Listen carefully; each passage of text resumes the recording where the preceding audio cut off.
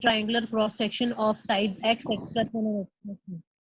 If one of the angles is 90 degree, उन्होंने कहा कि आपने एंगल ड्रॉ कर लेने जिसमें एक एंगल आपने 90 डिग्री ले लेने, जो सी मर्जी साइड आप x plus 2 जिसको मर्जी x plus 1 है, जिसको मर्जी x कहें, क्योंकि उन्होंने आपको बाउंड नहीं किया.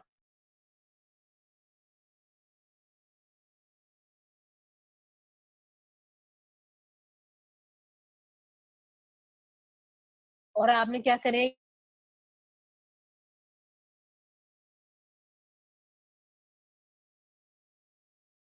you have to find out the value of x, taking actual perpendicular snapshots using the perpendicular base और hypotenuse पे, तो हम इसको अपनी मर्जी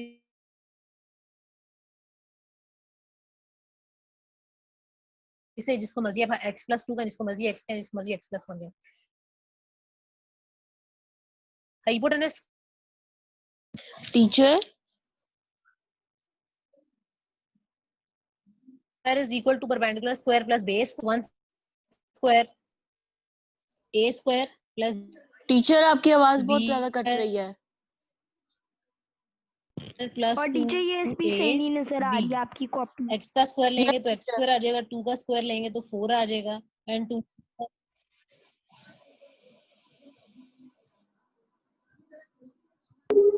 टीचर आपकी वीडियो नहीं शो हो रही.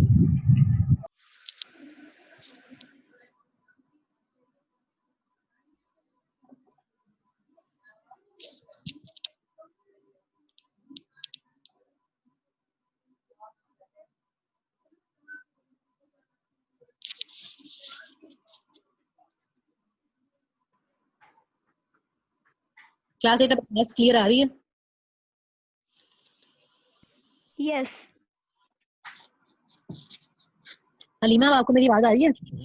Yes teacher. टीचर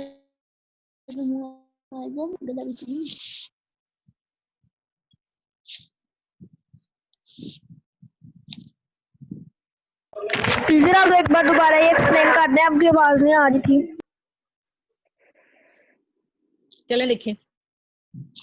मैंने क्वेश्चन नंबर 12 की ना एक डायग्राम ड्रॉ की, 2 ले लिया है, x परपेंडिकुलर ले लिया, x plus 1 बेस ले लिया. Hypotenuse square is equal to perpendicular square plus base square, x plus 2 whole square के ऊपर मैंने फॉर्मूला अप्लाई किया, a square plus b square plus 2ab, x square आपके पास x को दिलेगा, x plus 1 होल स्क्वायर, यहाँ पे दोबारा ab, x स्क्वायर 2 स्क्वायर हो जाएगा 4 और ये हो जाएगा 2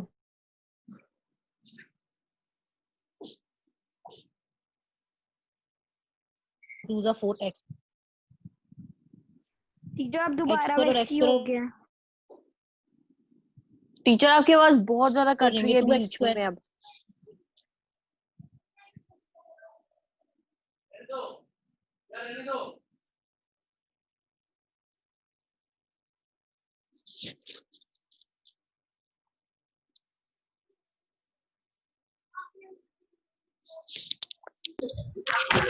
समझ नहीं आ रही आप क्या बोल रही हैं.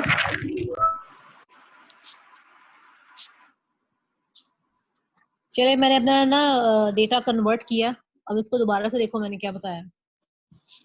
पहले मैंने राइट एंगल ट्रायंगल ड्रॉ किए, जिसको मर्जी x plus 1 का है, पाइथागोरस थ्योरम अप्लाई किया, hypotenuse square is equal to perpendicular square plus base square, x plus 2 whole square के ऊपर a square plus b square plus 2ab का फॉर्मूला लगाया, x स्क्वायर वैसे ही है, x plus 1 होल स्क्वायर पे भी a square plus b square plus 2ab लगाया, x square वैसे ही आ जाएगा, 2 का स्क्वायर 4 हो जाएगा, 2 2 जा 4x आ जाएगा, इक्वल टू x स्क्वायर और x स्क्वायर हो जाएंगे 2x स्क्वायर, 1 का स्क्वायर 1 आ जाएगा, 2 1 जा 2x हो जाएगा. ये सारी वैल्यूज जो है मैं अपने राइट साइड पर लेके जाने लगी हूँ. 2x square plus 1 plus 2x वैसे ही, minus X square minus 4 and minus 4x, और आपके लेफ्ट साइड पर क्या रह जाएगा 0. 2x square minus X square सिर्फ x स्क्वायर आ जाएगा, प्लस 2x माइनस 4x आगे पास आ जाएगा माइनस 2x, प्लस 1 माइनस 4 आ जाएगा माइनस 3, इक्वल टू क्या रह जाएगा 0. क्वाड्रेटिक इक्वेशन बन गई है. अब आपने दो ऐसे नंबर बताने जिनको मल्टीप्लाई करने से -3 लेकिन प्लस या माइनस करने से -2 है. मैंने नंबर ले लिया जी -3 and plus x. You can take common x from first two term, x minus 3 from last two term. You cannot take anything common, so I'm going to take plus 1 common. यहाँ पे आपके पास आ जाएगा x minus 3 into x plus 1 is equal to 0. Product of two numbers is 0. दो numbers को multiply करके 0 आ रहा है. ऐसा कब possible है कि जब दोनों में से कोई एक वन है 0, या तो x की वैल्यू 3 है या तो x की वैल्यू कितनी है -1. If you take x as -1 तो ये हमने लेंथ x रखी हुई है, तो ये लेंथ -1 तो नहीं हो सकती. इसका मतलब है कि हम इस वैल्यू को क्या करेंगे, इग्नोर. x की वैल्यू क्या आएगी 3. क्वेश्चन नंबर 12 में मैंने पाइथागोरस थ्योरम अप्लाई किया है, होल स्क्वायर खोला है और मिड टर्म ब्रेकिंग की है. उसके बाद मेरे पास x की वैल्यू आ गई है 3. क्लास 8 अब आवाज क्लियर है, समझ में आ रही है आपको मेरी बातें? Yes yes yes. अब मैंने एक्सरसाइज 10C स्टार्ट करनी है. 10B बस इतनी करनी थी क्वेश्चन नंबर 12 तक, आगे से 10B नहीं करनी है, एडवांस लेवल नहीं करना 10B का. अब हमने एक्सरसाइज 10C करनी है. 10C करने से पहले जरा जो है आपको पाइथागोरस थ्योरम की एक न्यू चीज पता चलेगी, वो देखें. उसको हम बोलते हैं कन्वर्ट्स ऑफ पाइथागोरस थ्योरम. जब आप लोगों ने पाइथागोरस थ्योरम पढ़ा था ना, तो उसके अंदर लिखी हुई थी एक बात,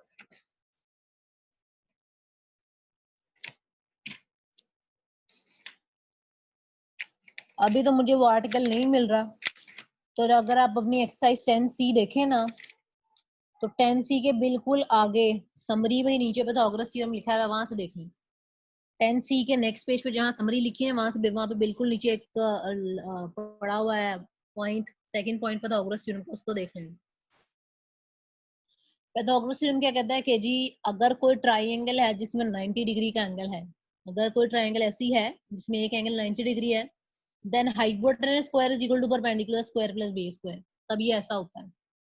कन्वर्ट्स ऑफ पाइथागोरस थ्योरम, ये बहुत इंपॉर्टेंट चीज है, देखें. कन्वर्ट्स ऑफ पाइथागोरस थ्योरम क्या कहता है कि अगर किसी ट्राइंगल के ऊपर, अगर किसी ट्राइंगल के अंदर square of one side is equal to sum of square of other two, square of one side is equal to sum of square of other two sides, तो वो ट्राइंगल लाजमी राइट एंगल ट्राइंगल होगी.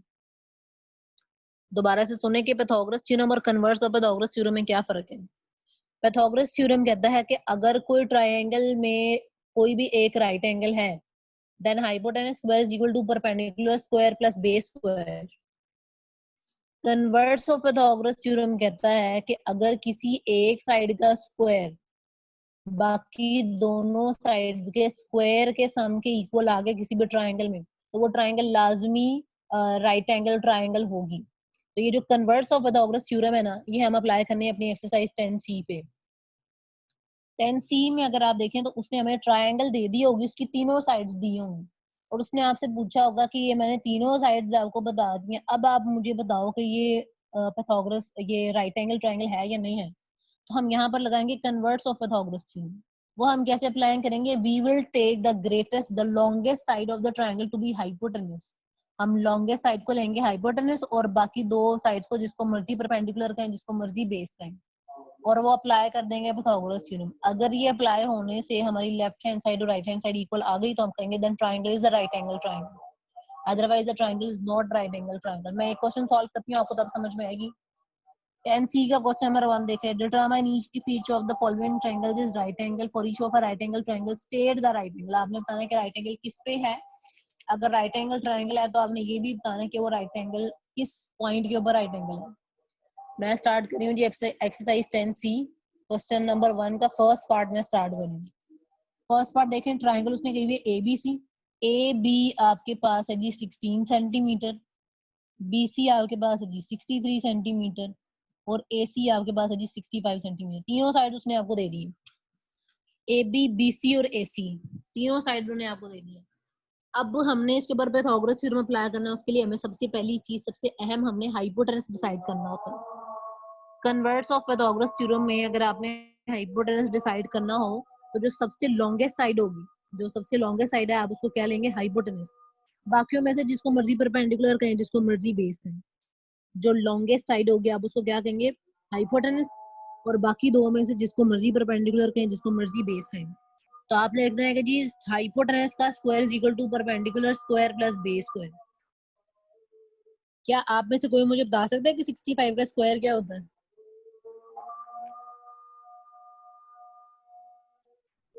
Teacher 4225। 4225। 16 का square कितना होता है? 256। Yes 256। और 63 का 3965 69। 3969। यस इन दोनों को ऐड करें टीचर ये जी। कन्वर्स ऑफ पाइथागोरस थ्योरम जो है, इसमें तो हम सारी जो 10A से लेकर 10B तक हम सारी इसी तरह करते हैं, यानी सारे राइट एंगल थे। नहीं, मैं आपको बताती हूँ, पहले मुझे इन दोनों को ऐड करके बताएं क्या होता है।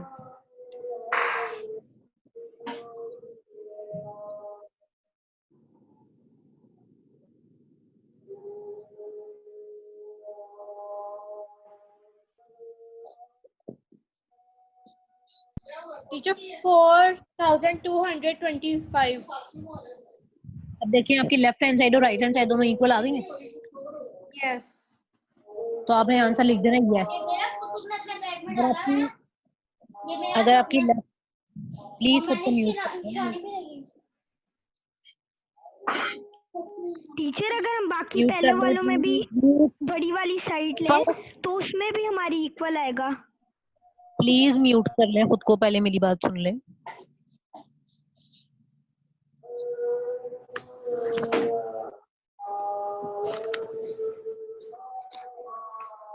हाँ जी, देखें जो 10C है ना, मैंने उसके ऊपर converse of Pythagoras theorem apply की है। मुझे तीन साइड्स गिवन थी, तीनों में जो सबसे लॉन्गेस्ट साइड थी मैंने उसको हाइपोटेनस लिया और पाइथागोरस थ्योरम अप्लाई किया। जब मैंने लॉन्गेस्ट साइड को हाइपोटेनस लेके पाइथागोरस थ्योरम अप्लाई की, लेफ्ट हैंड साइड और राइट हैंड साइड दोनों आपस में इक्वल आ गई और मैंने आंसर लिखा है क्योंकि इस ट्राइंगल के ऊपर पाइथागोरस थ्योरम सेटिस्फाई हो रहा है, मतलब है कि ये ट्राइंगल एक राइट एंगल ट्राइंगल। और कन्वर्स ऑफ पाइथागोरस थ्योरम दो अलग-अलग बातें हैं, आप लोग उसको मिक्स कर रहे हैं। पाइथागोरस थ्योरम आपके पास जो है, स्पेलिंग अपने अपने भाई, पाइथागोरस थ्योरम आपको पता है कि ये एक राइट एंगल ट्राइंगल है। अगर ये है, if this triangle is right angle triangle, then your hypotenuse square is equal to perpendicular square plus base square, तब ऐसा होगा।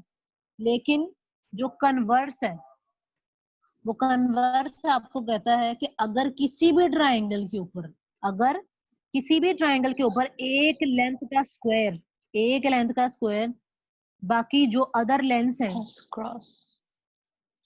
अदर लेंथ के स्क्वायर के सम के इक्वल आ गई है, एक लेंथ का स्क्वायर अगर ये इक्वल आ गई है, देन जो आप जिस भी ट्राइंगल के ऊपर आपने अप्लाई किया ना, तो वो लाजमी राइट एंगल ट्राइंगल होगी। ये कन्वर्ट्स है। बात समझ में आ रही है आपको? मतलब टीचर लास्ट में अगर दोनों वैल्यू सेम आ जाती हैं, एक दूसरे के इक्वल, इसका मतलब है कि ये राइट एंगल ट्राइंगल होगी। ये राइट एंगल ट्राइंगल होगी। जो फातिमा का टीचर सवाल है मुझे कि बिल्कुल समझ नहीं आई। मैं आपको बताने लगी, फातिमा जो आपका सवाल है कि ये कन्वर्ट्स ऑफ पाइथागोरस थ्योरम, तो फिर हम 10A 10B पे भी अप्लाई कर सकते थे, हम वहां नहीं अप्लाई कर सकते। वहां हमें ऑलरेडी पता होता था कि ये सारी की सारी राइट एंगल ट्राइंगल है, वहां हमें पहले ही पता होता था कि ये राइट एंगल। यहाँ हमें पता ही नहीं है कि राइट एंगल है या नहीं है। अगर तो हमारा पाइथागोरस थ्योरम सेटिस्फाई कर गया, यानी कि लेफ्ट हैंड साइड और राइट हैंड साइड आपस में इक्वल आ गई, सेटिस्फाई कर गया, तो हम कहते हैं कि ये आपस में, तो ये राइट एंगल ट्राइंगल है। लेकिन 10A में और 10B में दोनों की एक्सरसाइज में जितने भी हमने सवाल किए थे, उसमें हमें ये श्योरिटी थी कि जो हम ट्राइंगल ले रहे हैं वो राइट एंगल है ही है। लेकिन हमें 10C में नहीं पता कि जो हम ट्राइंगल ले रहे हैं वो राइट एंगल है या नहीं है। तो उसको चेक करने के लिए हम पाइथागोरस थ्योरम अप्लाई कर रहे हैं। चेक करना कैसे कि left hand side right hand side अगर इक्वल आ गए, then yes, then it is a right angle triangle. लेकिन अगर इक्वल ना आती तो मैं कहती हूँ नो, ये पाइथागोरस थ्योरम सेटिस्फाई नहीं हुआ, लिहाजा ये राइट एंगल ट्राइंगल भी नहीं है।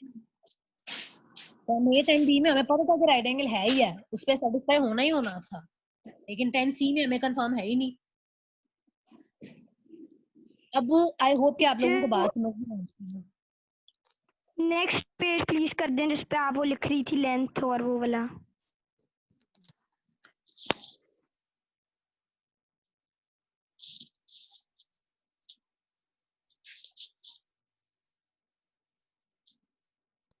इसका मतलब क्या है?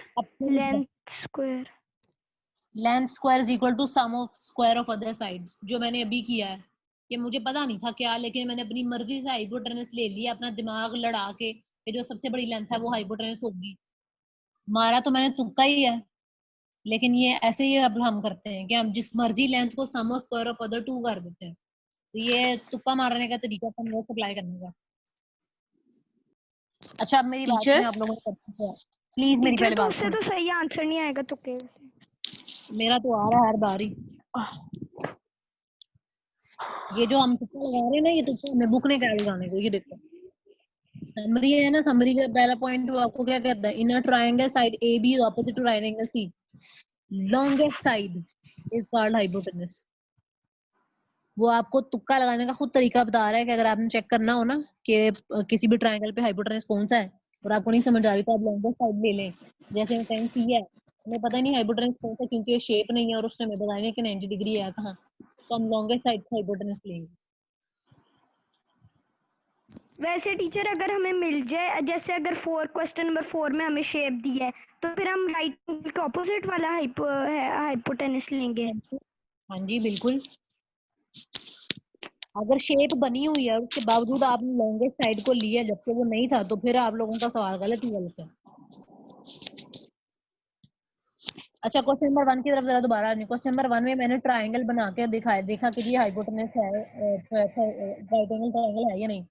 तो मेरा जवाब है yes, it is the right angle triangle. तो पहली चीज तो हमने ये बतानी थी कि ये either it is a right angle और नॉट। लेकिन दूसरी चीज हमने बतानी है कि अगर वो राइट एंगल है तो हमने बताना है कि राइट एंगल है किस साइड में। क्योंकि मैंने 65 को हाइपोटेनस लिया था, तो 65 का एसी, एसी में से क्या मिस हो गया? बी मिस हो गया। इसका मतलब है कि राइट एंगल किसके ऊपर है? बी के ऊपर। अब बी पार्ट सुने अपना। बी पार्ट में होमवर्क देने लगी हूँ, क्लास 8 होमवर्क गौर से सुन ले, अपने सवाल जरा साइड पे करके बी पार्ट का होमवर्क सुन ले। डी ई एफ है, डी ई एफ और डी एफ आपको दिए हैं 24, 27 और 21। ईमान सही जरा खुद को अनम्यूट कर ले। Yes, teacher.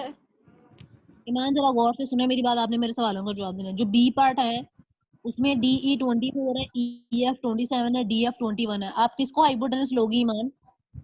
Teacher 27. क्यों? टीचर क्योंकि वो लॉन्गेस्ट है। और 27 को हाइपोटेनस लेने के बाद आप पाइथागोरस थ्योरम अप्लाई करोगी। अगर आपकी लेफ्ट हैंड साइड और राइट हैंड साइड इक्वल आ गई तो आप आंसर क्या लिखोगी? यस। और यस लिखने के बाद आप कैसे बताएंगे कि राइट एंगल किसके ऊपर है? टीचर अगर आंसर यस आया तो ई एफ में से डी नहीं है तो डी होएगा राइट एंगल ट्रायंगल। हाँ जी। अब क्योंकि ई एफ 27 को हाइपोटेनस लेने से आपका आंसर यस आया है, तो आप कहेंगे क्योंकि ई एफ में डी मिसिंग है, क्योंकि डी ई एफ ट्राइंगल थी, तो डी के ऊपर होगा 90 डिग्री। लेकिन अगर आपका आंसर नो आ गया तो नो के आगे तो आपने बताना नहीं कि राइट एंगल है या नहीं है, तो नो के आगे बस नो ही खत्म हो जाना। आई होप कि बाकी स्टूडेंट्स को बात समझ में आ गई होगी। जरा उमैमा अब्दुल कदीर को अनम्यूट कर लें।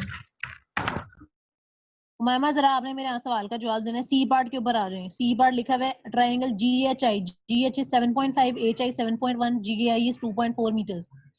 उमैमा आप किस साइड को हाइपोटेनस कंसीडर करेंगे? 7.5 7.5 को। क्यों लेंगे आप 7.5 को? क्योंकि ये बड़ी है। हाँ जी, ये बड़ी साइड को हाइपोटेनस लेने के बाद आप क्या करेंगे?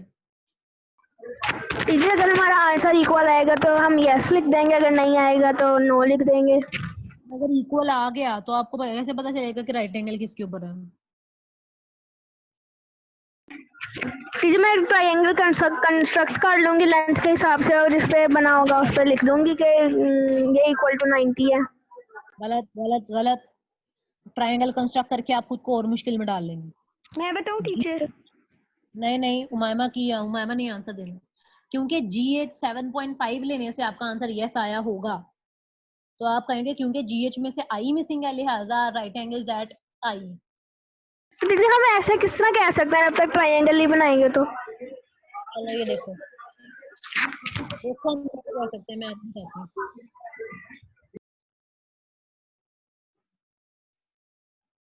मैंने ये ट्रायंगल बनाई है ABC, मुझे पता 90 के ऊपर B है।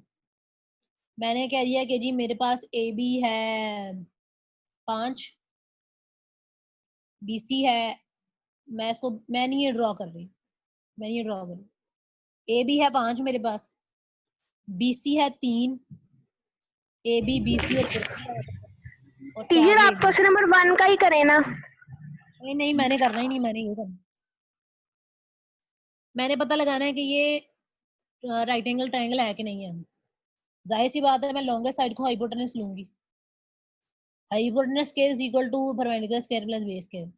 25 is equal to 9 plus 16, 25 is equal to 25 आ गया। मेरा ए बी को हाइपोटेनस लेने से आया, ऐसे ही है ना। आपने ड्रा किया ट्रायंगल, तो जाहिर सी बात है कि ए बी को ही अब आप हाइपोटेनस लोगी। तो जब ए बी आपके पास हाइपोटेनस आ गया 5, तो पीछे पॉइंट कौन सा रह गया? सी। इसका मतलब है कि राइट एंगल है किस पे? सी पे। तो बजाय इसके क्या बार बार ट्रायंगल कंस्ट्रक्ट करें, आप ये बात याद ना रख लें कि हाइपोटेनस में से जो चीज मिसिंग है राइट एंगल है ही उसके ऊपर। आप कह रही हैं फर्स्ट पार्ट पे कर रहे हैं, तो फर्स्ट पार्ट पे हम कर लेते हैं। ये मेरे पास फर्स्ट पार्ट ये था, इसमें मुझे गिवन था 16, 63 और 65। मेरा 65 AC को लेने से आता, तो मैंने राइट एंगल ट्रायंगल ड्रॉ की। जाहिर सी बात है यही A यही C होगा, तभी जाके ये नहीं टीचर 65 आगे होगा। समझ रहने दे। हाँ जी, जब आपने 80 65 हाइपोटेनस लिया तभी आपके पास पॉइंट रह कौन सा गया? B। तो जाहिर सी बात है राइट एंगल है ही B पे। तो बार बार ट्रायंगल कंस्ट्रक्ट करने से अच्छा है कि आपके पास हाइपोटेनस में से जो चीज मिसिंग है आप उसके ऊपर क्या दे राइट एंगल ट्रायंगल कंस्ट्रक्ट करके आपने जरूर टाइम वेस्ट करना है। अच्छा जी, इसका मतलब है कि C पार्ट तक आप सॉल्व कर लेंगे, D पार्ट की बारी आएगी। D पार्ट में आएगी फ्रैक्शन। अब D पार्ट में आप लकी इसलिए है कि जो फ्रैक्शन है ना, तीनों के डिनोमिनेटर एक जैसे 13 13 13। इसका मतलब है कि जो सबसे ग्रेटेस्ट फ्रैक्शन है वो है जी 5/13। इसका मतलब है कि आप 5/13 को लेंगे हाइपोटेनस, बाकी दो को परपेंडिकुलर बेस ले लेंगे, पिथागोरस थ्योरम अप्लाई कर लेंगे। If the answer is yes, तो mn को हाइपोटेनस लेने चाहिए, तो राइट एंगल किसके ऊपर होगा? O पे। क्वेश्चन नंबर 2 के ऊपर आ गया। कहता है कि जी ट्रायंगल है PQQR और PR, so that is not a right angle triangle. सबसे लॉन्गेस्ट को हाइपोटेनस लें, बाकी दो को परपेंडिकुलर बेस लें, आपकी लेफ्ट हैंड साइड और राइट हैंड साइड बराबर नहीं आएंगी। पार्ट पे आ जाए, लास्ट क्वेश्चन पे। अच्छा जी, लास्ट क्वेश्चन और डी पार्ट में दोनों में सिमिलैरिटी भी है और डिफरेंस भी है, क्योंकि डी पार्ट में और क्वेश्चन नंबर 3 में दोनों में फ्रैक्शन है, ये सिमिलैरिटी है दोनों में। डिफरेंस दोनों में क्या है कि यहाँ पे हमें आसानी होगी थी कि डिनोमिनेटर सेम हो गया था, हमने देखते साथ कह दिया कि ये सबसे बड़ी फ्रैक्शन है।